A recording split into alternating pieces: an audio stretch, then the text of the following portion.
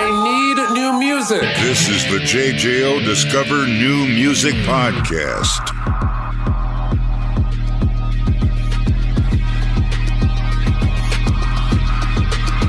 Joining me today, very excited. My guest is Ryan Phillips of Story of a Year. Ryan, how are you, my friend? Doing well. Thanks for having me. Thanks for being on, man. We got a new album coming out. Tear Me to Pieces is the first one that we've seen from you guys as far as new music is concerned since 2017. When did the actual work begin on this latest project and what we have now? I'm always writing, like year round, every year, year in, year out. That's just what I do. I love to write music. It's kind of like my medicine. So I don't know. I had 30, 40, 50 song ideas kind of stockpiled right when the pandemic started. Literally March of 2020, we were supposed to start recording. Oh, wow. COVID happened. Yeah, COVID happens, threw a wrench in that, but it wound up being like a huge blessing in disguise because we kind of pivoted, switched producers. For the first time ever, worked with outside songwriters. 15 minutes into the first session, I was like, why haven't we been doing this our whole career? So yeah, the pandemic starts that first year, we're all kind of trapped at home and just writing even more music. So by the time we actually stepped into the studio, we had enough music for 3 or 4 albums. And what's funny is that, and then we only used like 5 or 6 of those song ideas and wrote like new ones. So I literally have in a Dropbox folder on my phone, we could make like 4 more albums tomorrow. Wow. Yeah. Okay. Well, there's a lot to unpack with that because obviously now we have the new music, but you touched on something in the first time you ever brought in outside writing help and influence, which seemed to be positive judging by the comments you made. What kind of stuff did that bring to you guys other than new ideas? Just tell us about that and adding to the Story of the Year sound and writing process. In the simplest terms, it's just an outside perspective, and like you're just focused on like 2 trees, right? Mm-hmm. And then an outside songwriter comes in and they see the whole forest. They see your whole band. They see the whole, and what's really cool is a lot of these writers we worked with were younger than us that kind of grew up on Story of the Year. So they had like a really good idea of what they thought we should sound like. Like even the producer, Colin Britton, we were his favorite band growing up. He started working in music because of our first record, Page Avenue. Wow. So we're in there and he's like, that third chord, like Story of the Year wouldn't do that. They'd go to this chord instead. And I'm like, holy crap, you're right. We would do that, And so it was just like about getting us out of our comfort zone, making us see like the whole forest instead of the same 3 trees we've been looking at for the last 10 years. There's no egos, man. We just want to do this, make stuff, make art for a living and,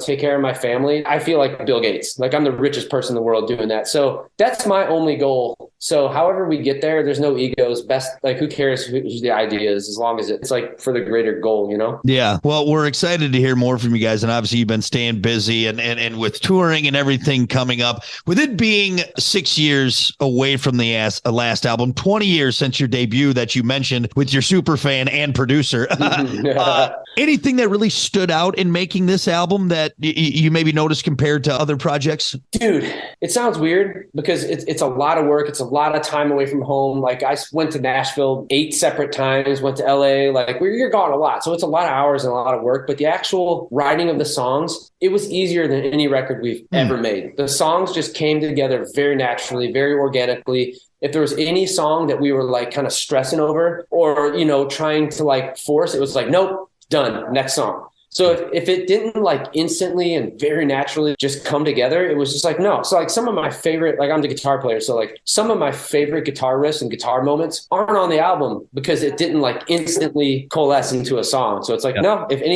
anything needs to be forced, it's not going to make it on the record. And that's a huge difference, Do you have a favorite track, one that stands out to you on this latest album, Tear Me to Pieces? Yeah, lyrically, there's a song called Afterglow. It's actually the very first lyrics. I think it was 2019. I mean, that's how long we worked on this album, I wrote songs for it. Like it was the very first lyrics that Dan, our singer, wrote. So I record music, I send it to the band, he'll put vocals on it and send it back. It was the very first lyrics I heard. And dude, I remember being in my backyard and like I made my wife come out and I was like, dude, you need to listen to these lyrics. Like I like choked up the first time I hear them. So long story short, it's about our kids. It's about like our journey and how hard it can be and how desperate things can get at times. It's like you're just full of self-doubt. It's like, dude, should I get a job? Like, dude, do I deserve to be doing this? Do people still care? Like blah, blah, blah. And you're just like, you get pretty low. And then like you see your kid and it's just like, everything's okay. It's like, no matter what, everything's okay, man. I got like, this house is so full of love and blah, blah, blah. So that's what that song's about. So that's like my favorite.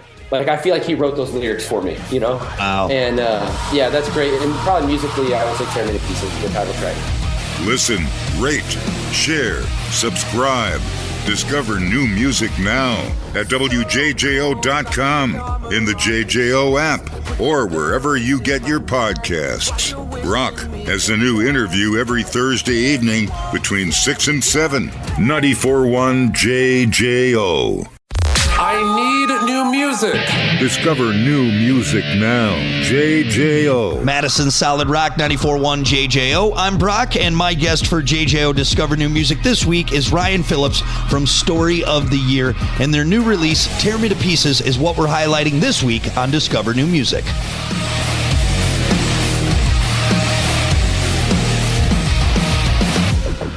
The new album, Tear Me to Pieces, it's a great new addition to the Story of the Year collection. Evolutionarily speaking, and when you look at this album, where does this album stand for you guys now when you look at the full line of Story of the Year, in your opinion? Sound-wise, lyrical, whatever, you know? Yeah, dude, that's a great question. Like, I feel like our second record was us being, dude, we're idiots. Our first record blew up. It went gold. It eventually went platinum. I was like embarrassed of it. Like I had this stupid phase where I was like, oh man, we're not cool. We're not Glassjaw. We're not whatever, blah, blah. We're not the cool band. Like, I don't want to be on the radio. Like, this sucks, you know?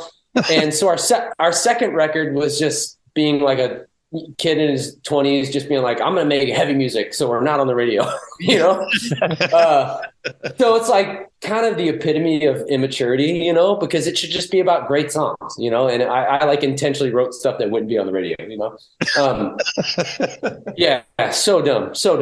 So yeah, and then our third record, you know, we got a little political and stuff and blah, blah. But this, in a nutshell, this record is us just kind of returning to songs about like love and loss and adversity and overcoming that adversity, just like real life stuff, and just simple, great songs. Nothing overcomplicated. No, look at me, look at my guitar solo, none of that stuff. It's just like, let's get back to what we did in the, like, our roots. Like, when we're teenagers and we're all in the bedroom picking up instruments, like, we're getting back to that. So that's what this record is. I love it, man. Well, we cannot wait to hear more. Tear Me to Pieces, the latest album, Story of the Year, out now. Go get it. I got rapid fire, but I do want to ask, because I just found this out. And actually, before we started this interview, you mentioned how you just got done rock climbing. So obviously, you're still staying active. For people that don't know, you appeared on an episode of American Ninja Warrior.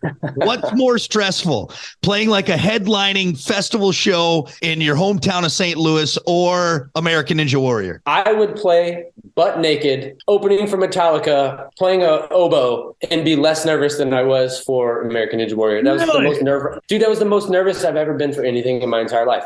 I'm not a ninja guy.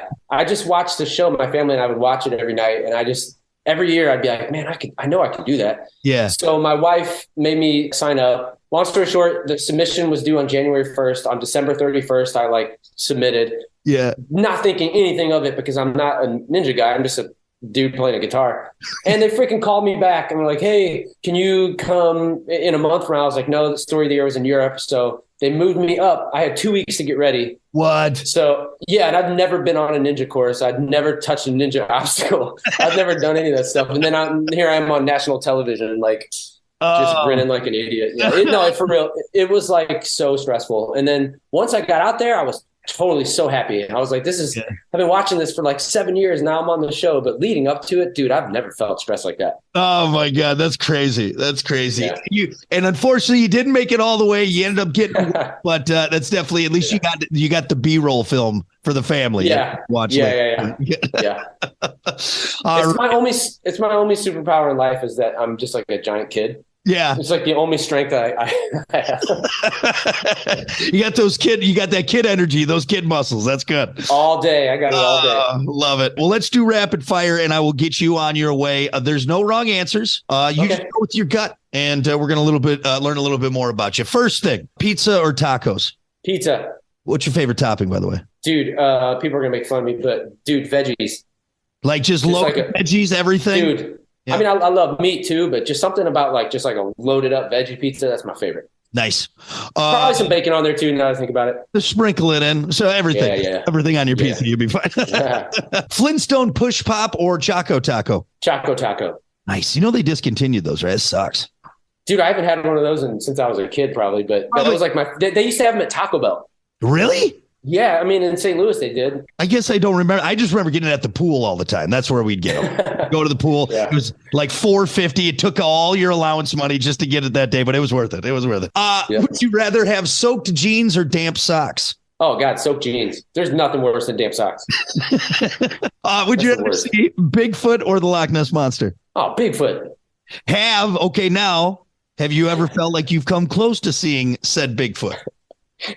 No, but dude, I would give anything for that to be real. Like anything, I would cut a toe off for that to be real. Really? Dude, can you imagine like just waking up and like looking at your news feed and just like there's a 10-foot tall, like hairy, that'd be so incredible. That would throw us. You know, some do say that he is real. He just lives. He's able to cross over different parallel universes. So that's why we can't find him. I won't get that deep in the conspiracy theory tonight. That's funny. Last one. Would you rather fight one horse-sized duck or 100 duck-sized horses? Dude, that's the best question I've ever heard.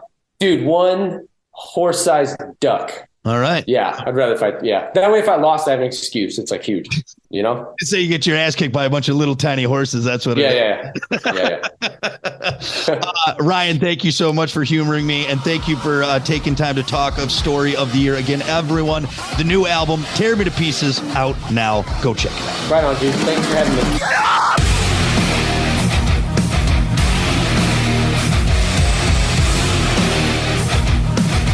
The wall, the harder you fall. Listen, rate, share, subscribe. Discover new music now at WJJO.com, in the JJO app, or wherever you get your podcasts. Rock has a new interview every Thursday evening between 6 and 7. 94.1 JJO.